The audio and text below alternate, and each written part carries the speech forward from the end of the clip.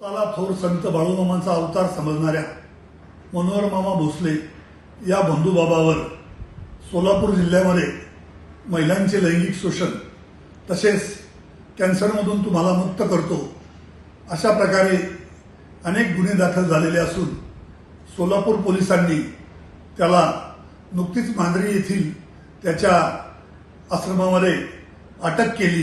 ही बातमी आम्हाला न्यूज मीडियामधून समजली।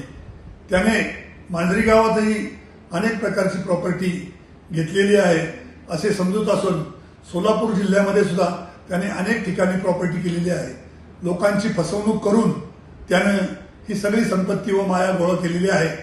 ती सगळी माया याची चौकशी होऊन त्याला कडक शासन झाले पाहिजे व त्यांनी ज्या ज्या ठिकाणी सोलापूर आणि पुणे जिल्ह्यामध्ये आणि इतर ठिकाणी प्रॉपर्टी निर्माण केलेली आहे ती सर्व प्रॉपर्टी लोकांची फसवणूक करून केली असल्यामुळे शासनाने ती प्रॉपर्टी जप्त करावी व या मनोहर मामाला कडक शासन करावे। मांजरी गावातील आम्ही सर्व तरुण मंडळींनी व राष्ट्रवादी काँग्रेस पक्षाच्या पदाधिकाऱ्यांनी यापुढे या बाळू मामाला मांजरी गावामध्ये पाय ठेवू देणार नाही, कुठल्याही प्रकारचा थारा देणार नाही अशा प्रकारचा निर्धार व्यक्त केलेला